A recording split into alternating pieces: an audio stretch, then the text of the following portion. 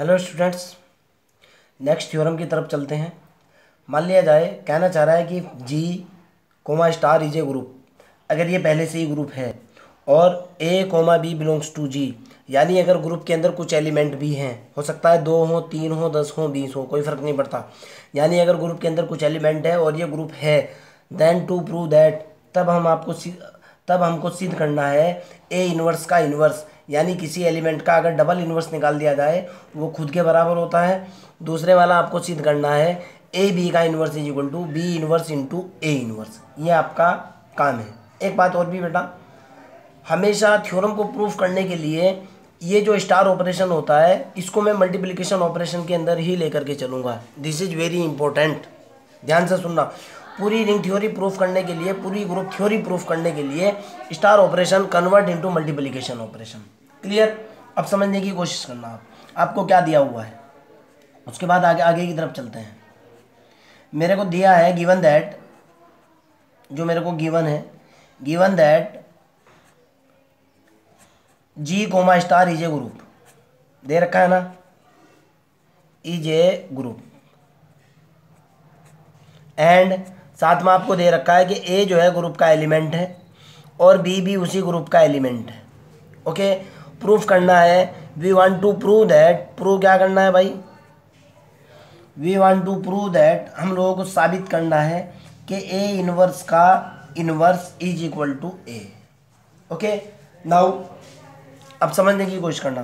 Suppose that मैं क्या कर रहा हूँ बेटा, जाहिर सी बात है अगर ग्रुप के अंदर कुछ एलिमेंट है, ध्यान से सुनना, अगर ग्रुप के अंदर कुछ एलिमेंट हैं, अगर ग्रुप के अंदर एक एलिमेंट है तो उसका भी इन्वर्स होगा, ग्रुप के अंदर अगर कोई दूसरा एलिमेंट है तो उसका भी इन्वर्स होगा, ग्रुप के अंदर अगर कोई तीसरा एलिमेंट है तो उसका भी इन्वर्स होगा। लास्ट लेक्चर के अंदर मैं आपको बता चुका था कि ग्रुप के अंदर जितने भी एलिमेंट होते हैं हर एक एलिमेंट का इन्वर्स एग्जिस्ट होता है। तो जाहिर सी बात है क्वेश्चन के अंदर ये दिया हुआ है कि ए बिलोंग्स टू जी है। अगर ए बिलोंग्स टू जी है तो और जी इज ए ग्रुप। अब समझने की कोशिश करना, जी इज ए ग्रुप। अगर ए ग्रुप का एलिमेंट है और जी ग्रुप है तो जाहिर सी बात है ए इनवर्स जो है ना वो ग्रुप का एलिमेंट होगा। Okay, clear? फिर बता रहा हूं मैं, अगर ए ग्रुप का एलिमेंट है, अगर कोई एलिमेंट ग्रुप के अंदर है और जी ग्रुप है, अगर जी ग्रुप है, फिर कह रहा हूं मैं, अगर जी ग्रुप है तो जो एलिमेंट ग्रुप के अंदर होता है उसका इन्वर्स होता है। तो जाहिर सी बात है a inverse belong to G होगा। और अगर a inverse belong to G है, अगर a inverse belong to G है तो जाहिर सी बात है ए into A inverse is equal to identity is equal to a inverse into A b होगा। No problem. Okay, a into A inverse बराबर ई बराबर ए इनवर्स इंटू ए, बिल्कुल क्लियर सी बात है, ये होगा ही होगा। अब यहां से कंक्लूजन निकाल करके देखो। यहां मैं कहने की कोशिश कर रहा हूं कि ए इनवर्स इंटू ए बराबर कितना है, ए इनवर्स इंटू ए बराबर मेरे पास है ए बराबर ई और बराबर है ए इंटू ए इनवर्स के। No problem. इसका मतलब ये निकलता है बेटा कि ए का इनवर्स क्या है, वो ए है। और ए किसका इनवर्स है, ए का इनवर्स, ए जो ए इनवर्स का इनवर्स है, ए इनवर्स का जो इनवर्स है वो ए है। ध्यान से सुनना, इस एलिमेंट का जो इनवर्स है वो ए है। ओके, और ए का जो इनवर्स है वो ए इनवर्स है। लिसन केयरफुली, फिर बता रहा हूँ, यानी इस एलिमेंट का ए इनवर्स का इनवर्स, कंक्लूजन निकालने की कोशिश करो। मैं कह रहा हूँ ए इनवर्स इंटू ए बराबर ई। इस लाइन का मतलब निकलता है बेटा, आप ए इनवर्स को थोड़ी देर के लिए बी मान लो, आपको समझाने के लिए बता रहा हूँ, बी इंटू ए बराबर ई। इस लाइन का मतलब निकलता है कि बी का जो इनवर्स है ना वो ए है और ए का जो इनवर्स है ना वो बी है। यही तो मतलब निकलता है। अब यहाँ मतलब निकाल करके देखो, ए इनवर्स का जो इनवर्स है वो ए है और ए का जो इनवर्स है वो कितना है, ए इनवर्स है। फिर बता रहा हूँ, ए इनवर्स का जो इनवर्स है वो ए है क्योंकि आइडेंटिटी एलिमेंट है, और ए का जो इनवर्स है वो ए इनवर्स है। तो यहाँ से क्या निकलेगा, सो दैट ए इनवर्स का इनवर्स, ए इनवर्स का इनवर्स इज इक्वल टू कितना है, ए। फिर समझाने की कोशिश कर रहा हूँ, फिर समझने की कोशिश करना। मैं ये कहने की कोशिश कर रहा हूँ, मैंने इनवर्स की डेफिनेशन अप्लाई की, ए इंटू ए इनवर्स बराबर आइडेंटिटी बराबर ए इनवर्स इंटू ए। अब आप यहाँ आ जाओ, मैं ये ले लूँ या ये ले लूँ, कोई फर्क नहीं पड़ता। मैं कह रहा हूँ कि ए इनवर्स इंटू ए बराबर आइडेंटिटी। इस लाइन का मतलब निकलता है कि ये जो एलिमेंट है ए इनवर्स, इसका जो इनवर्स है ना वो ए है। जो मैं थ्योरेटिकली बोलने की कोशिश कर रहा हूँ उसको मैथमेटिकली लिखूंगा मैं कहना चाह रहा हूँ ये जो पहला एलिमेंट है ना इसका इन्वर्स, ये इसका अगला एलिमेंट रखा हुआ है, ये जो पहला एलिमेंट है इसका इन्वर्स, यानी ये जो पहला एलिमेंट है इसका इन्वर्स जो अगला एलिमेंट है वो रखा हुआ है। यही तो सिद्ध करना है। ए इन्वर्स का इन्वर्स इज इक्वल टू ए। आगे देखो आप, मैं कहना चाह रहा हूँ ए इन्वर्स का इन्वर्स यानी इस एलिमेंट का इन्वर्स ये है और इस एलिमेंट का इन्वर्स ये है, यानी इस एलिमेंट का इन्वर्स जो है मेरा ये है, यानी इस एलिमेंट का इन्वर्स बराबर ये है। यही तो प्रूफ करना है। क्लियर? सेकंड स्टेप की तरफ चलता हूँ, मेरे ख्याल से क्लियर हो चुका होगा। नेक्स्ट, अब की बार मेरे को प्रूफ देना है बेटा। Now we want to prove that, क्या प्रूफ देना है? टू प्रूव दैट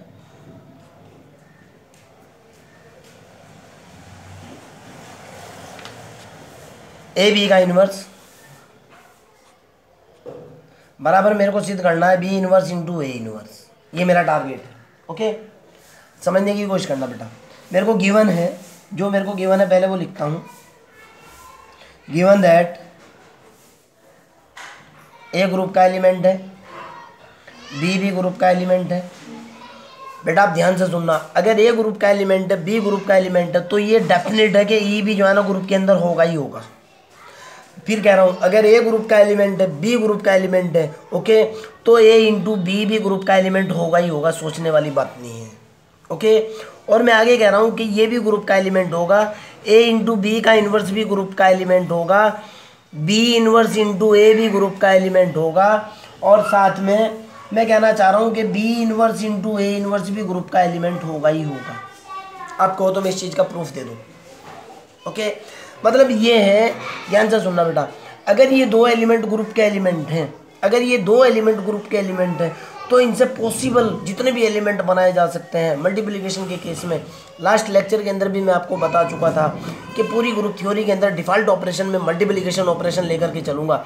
यहाँ से जितने भी ऑपरेशन आ सकते हैं, भाई वॉल्यूम कम कर रहे हैं, अगर ए बिलोंग टू जी है, बी बिलोंग टू जी है, मैं चैलेंज कर रहा हूँ a b belong to G होगा, ए बी का इन्वर्स बिलोंग टू जी होगा, बी ए का इन्वर्स बिलोंग टू जी होगा, b inverse into A inverse belong to G होगा। तो बाद में नहीं कर सकती क्या सारी चीजें हैं?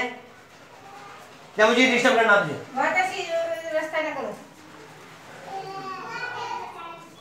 ए बी का इन्वर्स बिलोंग टू जी होगा, b inverse a inverse belong to G होगा, यानी जितनी भी पॉसिबिलिटीज इसके अंदर है वो सारी की सारी जो है ना ग्रुप के अंदर होंगी।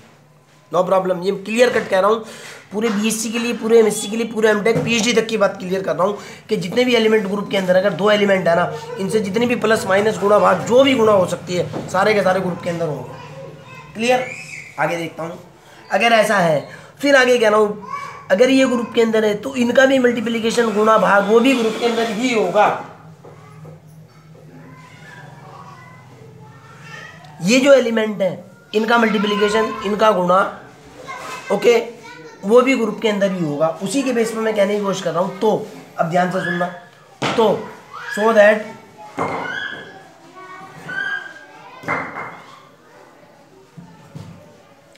यहां से मेरे पास निकल कर क्या आएगा बेटा, A B into B inverse A inverse. इसकी बात करता हूँ बेटा। ओके, इसको देखो मैं क्या लिख सकता हूँ, पहला एलिमेंट ये, दूसरा एलिमेंट ये, तीसरा एलिमेंट ये। ध्यान से सुनना, a इंटू बी इंटू सी, सैचरियता लगा रहा हूँ, इसको मैं लिख सकता था बेटा a इंटू बी इंटू सी। मैंने डायरेक्ट एसोसिएटिविटी का प्रयोग किया।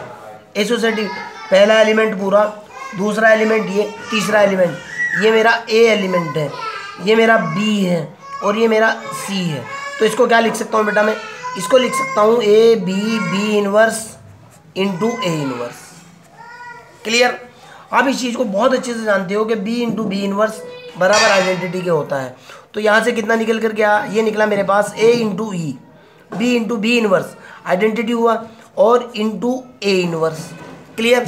जब मैं आपको इस चीज़ का भी बताया कि A inverse A into identity बराबर होता है ई इंटू आइडेंटिटी के, होता है ना। मैंने इसको चेंज करके लिखा, मैं इसको लिख सकता हूँ a into e into A inverse. इसको लिखा जा सकता है बेटा ई इंटू ए इंटू ए इनवर्स। अब फिर मैं इसके ऊपर जब सहचर्यता लगाऊंगा, एसोसिएटिविटी जब मैं अप्लाई करूंगा, एसोसिएटिव जब मैं यहाँ कंडीशन अप्लाई करूंगा, इसको लिखा जा सकता है बेटा A into A inverse. Okay, और यहाँ से मेरे पास लिखा जा सकता है ई इंटू ए इनवर्स। मेरे पास फिर आइडेंटिटी होता है ए इंटू ए इनवर्स बराबर आइडेंटिटी होता है। आइडेंटिटी का आइडेंटिटी से गुणा किया, मेरे पास आइडेंटिटी निकलता है। Clear, no doubt. यानी मेरे पास जो कंक्लूजन निकल करके आया बेटा, इधर से चला था मैं, मेरे पास जो रिजल्ट निकल करके आया वो ये निकला A B into B inverse into A inverse बराबर आइडेंटिटी। समझने की कोशिश करना, नो प्रॉब्लम। अब मैं इसका उल्टा गुना करूंगा, फिर आपको रीज़न दूंगा कि मैंने इसे किया क्यों। अभी तक जो मेरे पास निकला बेटा वो ये निकला है कि A B into B inverse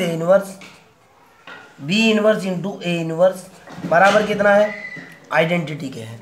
अगली कैलकुलेशन उल्टी करने जा रहा हूँ। नाउ इक्वेशन नंबर 1, नाउ मैं इसको उल्टा कर रहा हूँ।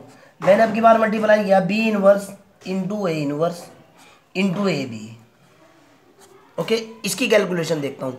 मैं जानता हूँ बेटा A into B into C, सहचर्यता लगा रहा हूँ, बराबर होता है ए इंटू बी इंटू सी।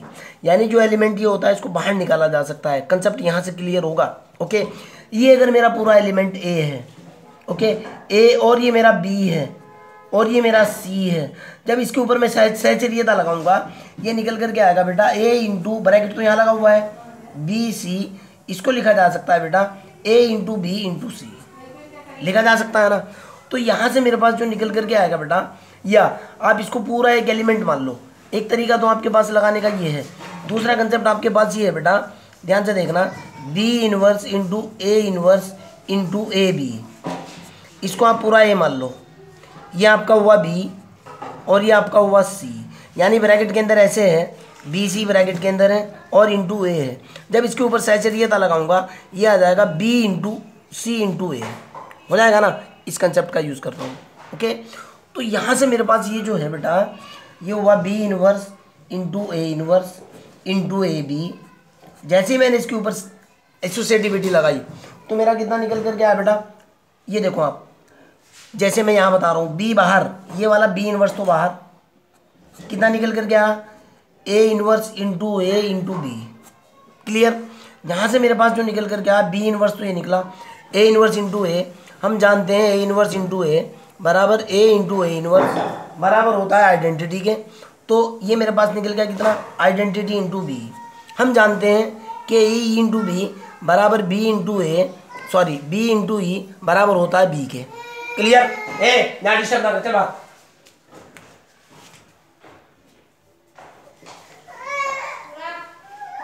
यहाँ से मेरे पास कितना निकल कर गया, बी इनवर्स तो ये निकला, बी इंटू ई कितना निकल गया भाई, बी निकल गया।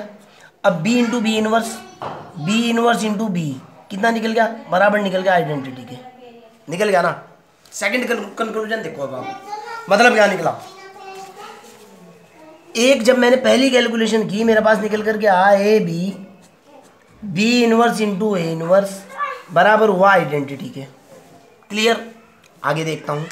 सेकंड कैलकुलेशन मैंने की बी इनवर्स इंटू ए इनवर्स और इंटू ए बी बराबर निकल करके आए आइडेंटिटी के। ओके, क्लियर है ना।